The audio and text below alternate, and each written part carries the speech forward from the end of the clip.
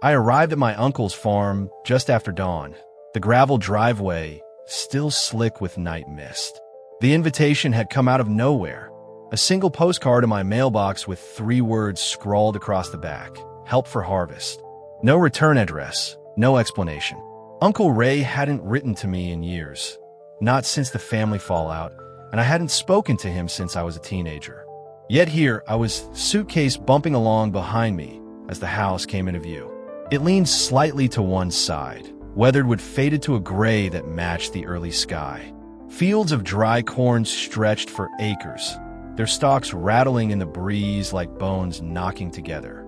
No one met me at the porch. The door stood ajar. Uncle Ray. My voice disappeared into the hollow silence.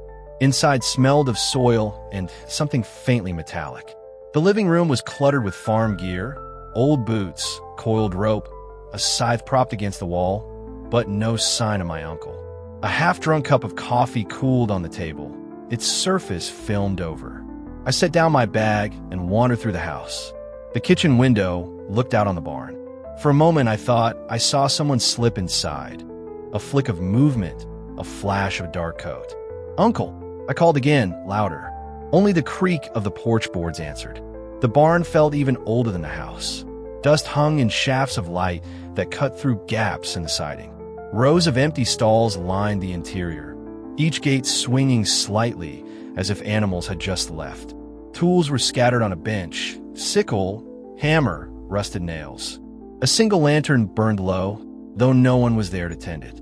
I told myself I was being dramatic. Maybe he was out in the fields already. Maybe he'd left the lantern lit for me. Still, the air tasted wrong like wet iron. I walked deeper until I reached the far stall. Something dark coated the floorboards, sticky beneath my boots. I crouched. It wasn't mud. Before I could convince myself, it was spilled paint. A sound rose from the loft above. A slow, deliberate dragging, like a sack of grain being pulled across wood. "Uncle Ray." My voice cracked. Silence. Then a whisper. Not words. Just a breath that somehow carried intention, soft but urgent, as though someone exhaled directly into my ear. I jerked around. No one stood behind me. That was when the lantern went out. Darkness swallowed the barn, and for a moment I couldn't tell whether the pounding I heard was my heart or footsteps descending the loft ladder. For several seconds, I stood frozen in the pitch-black barn, my breathing harsh against the heavy silence. The ladder creaked. Not a quick step, but a slow, deliberate bend of wood. Someone, or something, was definitely up there. I backed toward the wide doors, fumbling for my phone. No signal. The black screen reflected my own pale face and nothing else. When I finally dared to raise the tiny flashlight, the beam barely pierced the dusty dark. The ladder to the loft swayed slightly, as though touched by a passing breeze that I couldn't feel. I bolted for the exit. Outside, the daylight should have calmed me, but the farm looked altered. The sky had thickened with low, pewter clouds, though only minutes earlier it had been clear. Wind whispered through the corn in uneven gusts, like voices trying to sink but failing. The fields, endless a moment ago, seemed closer, hemming the yard into a narrow corridor. "Uncle Ray," I shouted. My call was swallowed immediately. No echo, no answering bird. The only sound was the restless rustling of dry stalks. I forced myself toward the farmhouse. Maybe Ray had returned. Maybe all of this was just a trick of nerves. Inside, however, the air was colder than before, as if the walls themselves were drawing in heat. A faint buzzing threaded the silence. Low, constant, and oddly directional. I followed it through the hallway to a door I hadn't noticed earlier. The knob was icy. The basement stairs descended into a dim, amber glow. I told myself I'd only look for a second. Halfway down, the smell hit, a coppery tang layered with something sweet and rotten. I gagged and covered my mouth. The buzzing grew louder until it became a swarm's hum. At the bottom, a single bulb swung gently, casting jittering shadows across concrete walls etched with deep gouges, like claw marks dragged through plaster. In the center of the floor lay piles of corn husks arranged in strange spirals. Embedded among them were feathers, teeth, and small animal bones bound with red twine. My stomach lurched. A sudden thump upstairs snapped my head up. Footsteps, heavy, certain, crossed the floor above. Slow, pausing between each stride. My uncle? I called his name again, but the sound caught in my throat. Then the bulb flickered. On the wall opposite the stairs, a shape formed, a silhouette of a man, long and thin, hat-brim low. But there was no one between the light and the wall. The shadow cocked its head, the motion sharp as a knife twist. I stumbled backward, hitting the spiral of husks. The buzzing erupted, and from the dry leaves hundreds of beetles poured out, their shells glinting in the swaying light. They swarmed my boots, clicking, writhing. I kicked free and lunged up the steps two at a time. When I burst back into the hallway, the house was different again. Furniture stood where none had been. Family portraits lined the wall, each frame coated in dust. I wiped one clean and froze.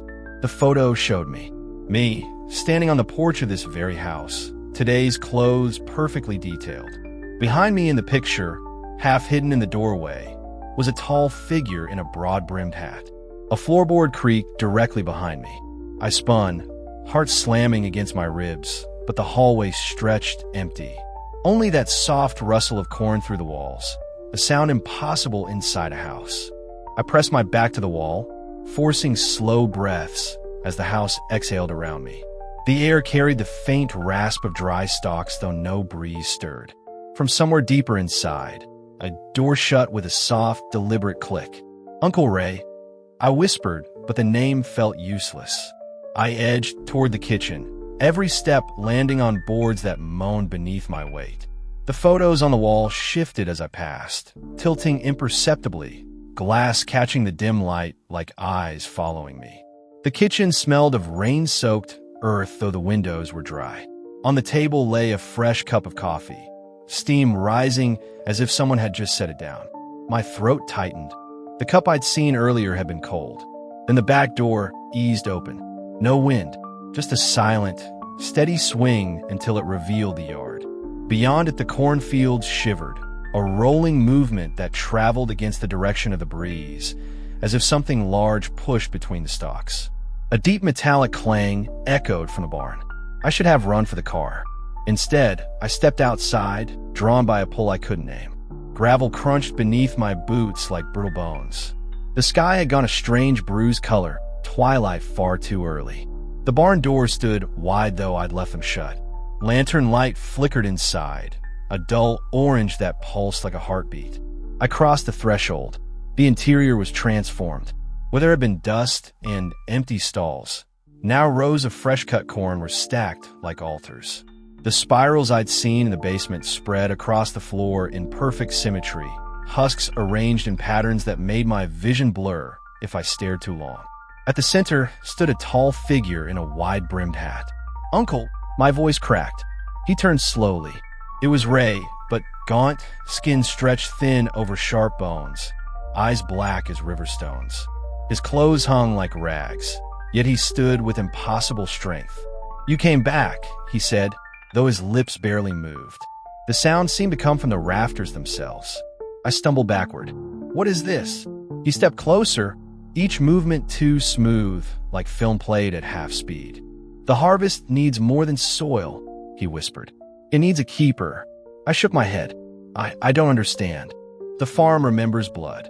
His grin widened, teeth dark with something that wasn't decay, but soil, rich and wet. "Your father fed it. I fed it.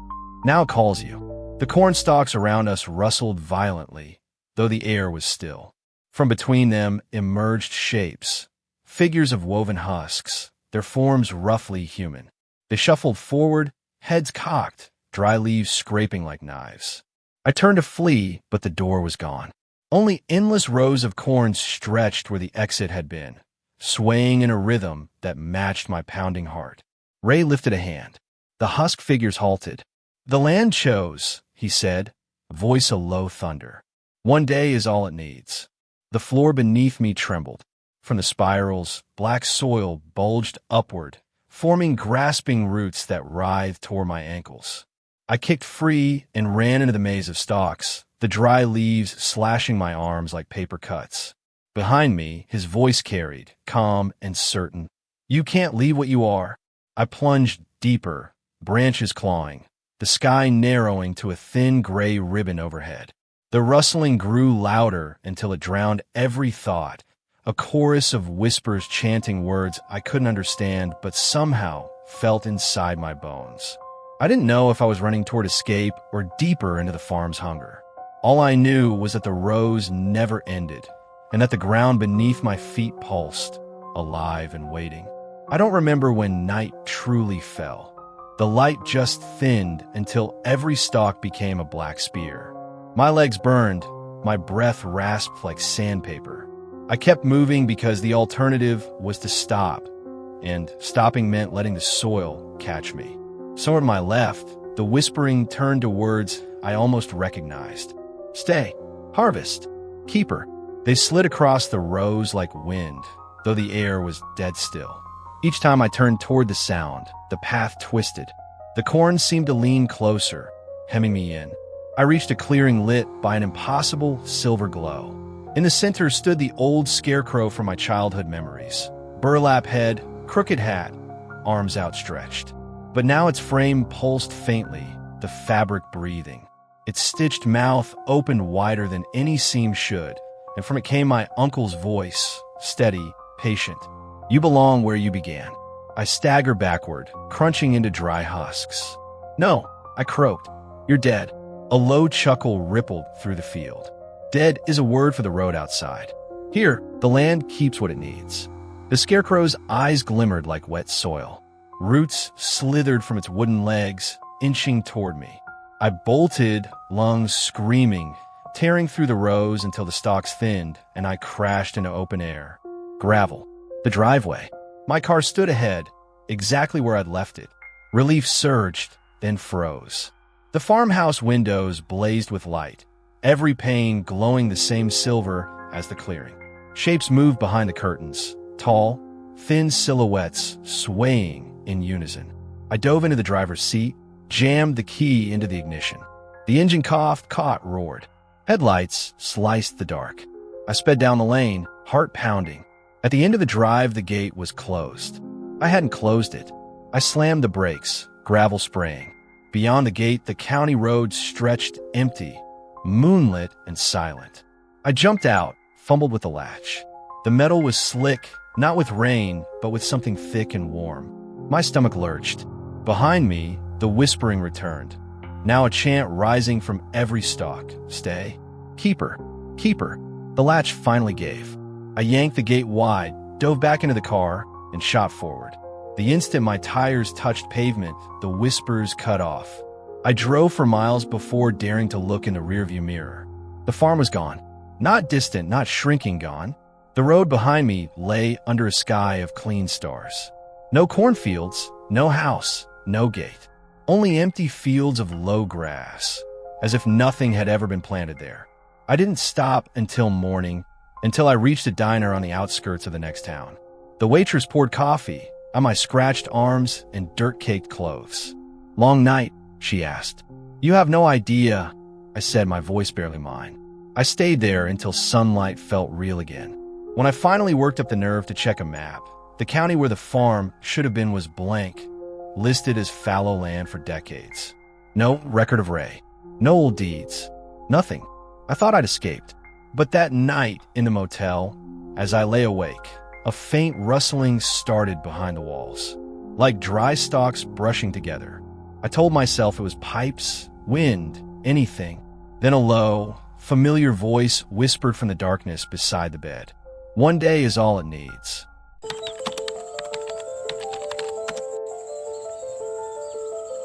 I never meant to spend the night. The plan was simple. Drive out early, take a few photos of the old Weller property for the Historical Society, and be back in the city before dinner. The farmhouse had been abandoned for decades, and autumn storms were threatening to collapse the barn roof. They wanted pictures before the next big wind finished the job. The gravel lane crunched beneath my tires as I eased past the crooked mailbox. A row of poplars swayed in a light breeze, their yellow leaves spinning like warning flags. I killed the engine and listened. No birds, no insects, only the faint metallic clatter of the barn door bumping in the wind. The house looked worse than the photograph suggested. Sagging porch, windows boarded haphazardly, ivy strangling the chimney. I slung my camera over my shoulder and stepped out, the smell of wet earth thick in the air. Every footstep sank slightly, as though the ground was soft from something more than rain. Inside, the house was a museum of dust and silence. Peeling wallpaper curled like dried skin. I snapped photos. The warped staircase, the iron stove, a child's wooden horse lying on its side. The beam of my flashlight caught tiny motes drifting lazily, but they didn't settle. They twisted upward, as if pulled by a hidden draft. When I moved toward the back, a low hum brushed my ears, a vibration more felt than heard. I switched off the flashlight, thinking it might be feedback. The hum grew louder, like the deep drone of bees in a wall, but it came from beneath the floorboards. I should have left then. Instead, I opened the back door, seeking clearer air. The yard stretched to fields dark with late-season crops. Corn, maybe, though the stalks looked strange, thicker, paler, each leaf edged in a faint silver sheen. The hum deepened as I stepped off the porch. The soil felt warm through the soles of my boots. I raised my camera and snapped a photo. The flash lit the field for an instant, and something moved. Not the wind. A ripple, as if the entire crop inhaled. A sudden crack of thunder made me jump. The sky had gone black without warning, heavy clouds rolling in like smoke. I checked my watch, barely 3 in the afternoon. A single light flickered in the barn. I hadn't turned anything on. Against better judgment, I approached. The big sliding door stood half open, swaying with a breeze I couldn't feel. Inside, the glow came from a bare bulb hanging over an empty stall. It swung slowly, though the air was still, casting long, sharp shadows that seemed to crawl across the walls. Then I noticed the floor. A perfect circle had been cut into the packed dirt, its edge lined with symbols I didn't recognize. Loops and slashes like the handwriting of someone dreaming. Fresh earth filled the center, damp and black, pulsing faintly as if stirred by an unseen heartbeat. The hum swelled until it pressed against my ribs. My camera strap tightened inexplicably, yanking me forward a step. I stumbled, caught myself, and fled the barn. Outside, the corn hissed as though 1,000 voices whisper my name. I sprinted for the house, slammed the door, and threw the deadbolt. The humming stopped at once. That silence was worse. I backed into the hallway, pulse hammering, and nearly tripped over the wooden horse. It now stood upright, its carved head turned toward me. The wooden horse stared at me with blank black eyes. For a breathless moment, I convinced myself it had always been upright, and I'd misremembered. But the thin trail of dust leading from where it had lain told a different story. 2 parallel lines as if it had slid across the floor. I backed away until my shoulders hit the wall. The silence felt alive, like the house itself was holding its breath. A faint scratching began somewhere overhead, deliberate, measured. I tipped my head back, heart thudding. Something moved in the attic. Old beams, raccoons, I whispered, clinging to reason. My voice sounded foreign, swallowed by the heavy air. I needed to leave. I yanked the door handle, but the deadbolt stuck fast. I twisted harder. Nothing. The key I'd left dangling in the lock was gone. A low creak came from the staircase. Slow steps, one at a time. I raised my flashlight, and its beam trembled across warped banisters. No one there. Yet the sound continued, descending. Who's here? My shout cracked like thin ice. The steps stopped. Then the humming returned, deeper than before, vibrating through the floorboards. It seemed to rise from beneath the barn and seep through the walls. Pictures rattled on their nails. The wooden horse toppled again, but this time it landed closer to me. Panic burned away hesitation. I sprinted toward the back door, shouldered it hard, and the bolt finally gave. Cold night air slapped my face. Somehow dusk had turned to darkness while I'd been inside. Clouds choked the moon, and the field beyond shimmered with a dull silver glow. The corn rustled, though there was no wind. Stalks leaned toward me like a crowd pressing in. From her depths came faint clicks and whispers, words too faint to catch. I ran for my car, crunching gravel like gunshots. My headlights were dead. I swore, fumbling the keys, but when I turned the ignition, the engine only coughed. Then I saw them in the mirror, shapes at the edge of the field. Human height, but wrong. Limbs too long, torsos bending backward. They swayed in unison, silhouettes of crooked scarecrows. I locked the doors and ducked low, gripping the steering wheel. The figures didn't move closer. They only tilted their heads, as if listening to something deeper underground. The humming intensified until my teeth ached. A sudden flash of white light filled the car. The radio sprang to life, static screaming. Through the hiss, a child's voice whispered my name, drawn out, almost tender. I slammed the horn. The sound died instantly. Silence. When I looked back at the field, the shapes were gone. Breathing hard, I decided to reach the road on foot. The lane stretched black and endless. I kept the flashlight low and started walking, each step an effort against the heavy air. Behind me, the barn bulb still glowed, a single eye in the dark. Halfway down the lane, fog rolled in, thick and sudden, swallowing the trees. My light barely cut a meter ahead. Somewhere behind the veil came soft footsteps, perfectly matching mine. I stopped. So did they. Who's there? My voice shook. Silence. Then, close to my ear, a whisper. Turn back. I spun, flashlight slicing through gray nothing. No one. Only the faint silhouette of the farmhouse, its windows now lit from within. Every room glowed a warm amber, like a house welcoming guests. But I knew I hadn't turned on a single light. Something about that false warmth pulled at me, a tug both gentle and commanding. My feet shifted involuntarily toward the porch. I forced myself to step back, shaking off the lure. That's when the ground beneath me trembled, subtle at first, then stronger, as if something vast stirred below. From the fog rose a scent of fresh soil and iron, sharp enough to taste. Ahead, the trees along the lane began to bend inward, branches arching to form a dark tunnel. The only way forward or back was through. I tightened my grip on the flashlight and stepped into the living corridor of wood and shadow, hoping I was still heading toward the road and not deeper into whatever had been waiting in those fields for decades. The tunnel of trees swallowed me whole, their branches knit overhead, blotting out even the dim smear of moonlight. The air inside was colder, damp enough to beat on my skin. Each step sank into soft earth that seemed to pulse faintly, as if something beneath was breathing. Behind me, the farmhouse lights winked out one by one, like candles snuffed by invisible hands. I told myself that meant I was farther away, but a glance over my shoulder proved otherwise. The house stood no more than 50 feet behind me, impossibly close, its windows black as sockets. I quickened my pace. The humming returned, deeper than thunder, vibrating through my bones. My flashlight flickered and died. Darkness collapsed around me. A rustle to my left, another to my right. Whispers like dry corn, leaves brushing together formed words I almost recognized. My own name surfaced in the chorus, drawn out in a dozen voices. Something brushed my shoulder, light as cobweb. I spun and caught a glimpse of pale faces peering between trunks, featureless yet somehow expectant.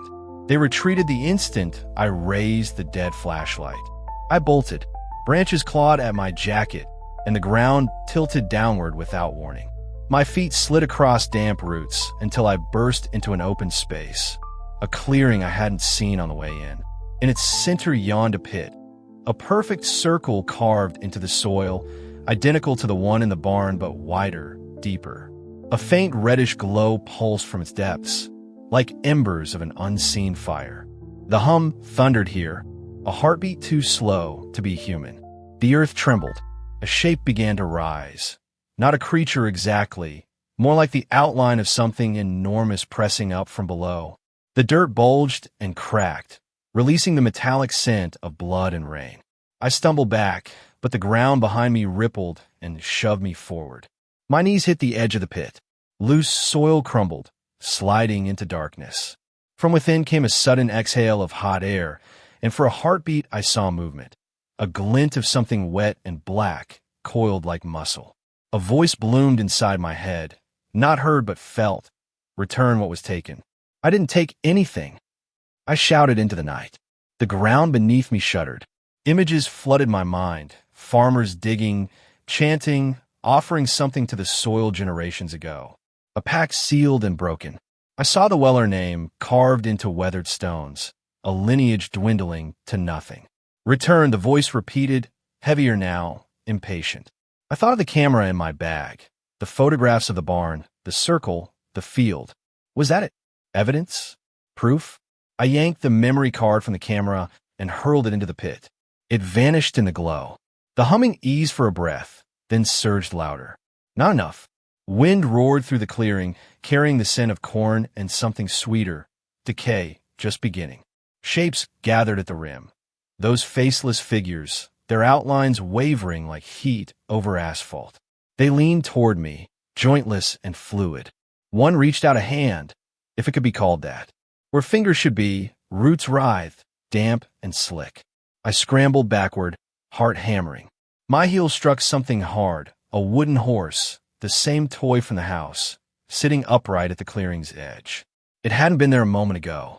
The figures hissed in unison. The horse tipped forward into the pit, swallowed by the red glow. The humming ceased. For a moment the world held perfectly still. Then the ground beneath the pit collapsed with a deafening crack, as though the earth itself exhaled. The glow vanished. Darkness rushed in. The figures melted into the trees, leaving only the sound of my own ragged breathing. I was alone again, or so I thought, until a small, cold hand closed around my ankle. I jerked free and ran, not caring where the path led, only that it led away. Behind me, the forest groaned, and a single child's laugh, thin and broken, followed me into the dark. I didn't stop running until the trees thinned and gravel crunched under my boots. The lane, the real lane, stretched ahead, washed in a faint gray light that might have been dawn or merely a mercy of the moon. I risked a glance back. The tunnel of trees was gone. Behind me lay only an empty field glistening with dew. My car waited where I'd left it, headlights dark but intact. I yanked the door open and collapsed inside, trembling so hard the keys rattled in my fist. The engine roared to life on the first turn, as if nothing had ever been wrong. I sped down the lane, gravel spraying like sparks. The farmhouse shrank in the rearview mirror until it was no more than a shadow. Just before the curve that would hide it completely, a sudden flare of light caught my eye. Every window blazed yellow, brilliant against the black sky, like a lantern signaling from another world. Then, as the car rounded the bend, the light vanished. The paved highway felt unreal beneath my tires. Only when the first faint smear of sunrise touched the horizon did I slow. I pulled into a truck stop, hands locked on the wheel, heart refusing to settle. Inside, the cashier gave me a puzzled look. Rough night. I nodded, too shaken to speak. My clothes were streaked with mud, but my camera bag was gone. Ripped from my shoulder at some point, I couldn't remember. In the restroom mirror, I hardly recognized myself. Dirt clung to my face, but worse were the thin streaks along my jaw. Faint, root-like veins of gray that pulsed once, then faded. I drove home on autopilot. Sleep came only in fits, haunted by the memory of the child's laugh and that final cold grip on my ankle. 2 days later, curiosity overpowered fear. I returned to the county records office, needing to know. The clerk raised an eyebrow when I asked for anything on the Weller farm. Weller. She tapped her keyboard, frowned, and shook her head. That property burned down 30 years ago. Total loss. Nothing left but a field. You sure you've got the right name? I showed her the photos on my phone, the ones I'd snapped before the nightmare began. But the gallery was empty. Every shot from that day had vanished, as if the camera had never been used. That night, sleep brought no rest. I woke near midnight to a low hum vibrating through the floor of my apartment. My first thought was distant traffic until I smelled damp earth. I threw on a jacket and stepped into the hallway. The sound grew stronger. When I opened my front door, a thin trail of wet soil stretched across the threshold, winding into the darkness of the stairwell. At the far end of the corridor, a child stood in silhouette, holding something small and wooden. Even from that distance, I recognized the shape, the toy horse. Return what was taken, the voice whispered inside my skull. I slammed the door and locked it, heart pounding. The hum faded, but the smell of fresh-turned earth lingered long into morning. Days have passed. Neighbors speak of strange vibrations in the building, of plants withering overnight. I've scrubbed the threshold clean, yet each morning a fine layer of black soil appears, as if seeping from beneath the door. Sometimes late at night, I feel a gentle tug at my ankle, like a small hand testing my resolve. I've thought of leaving town, but some instinct warns me the farm is not a place you escape by distance. It's under the soil, patient, ancient, waiting.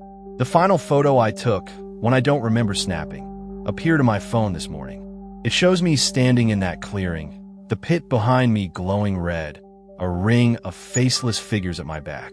In the reflection of my own eyes, something is moving,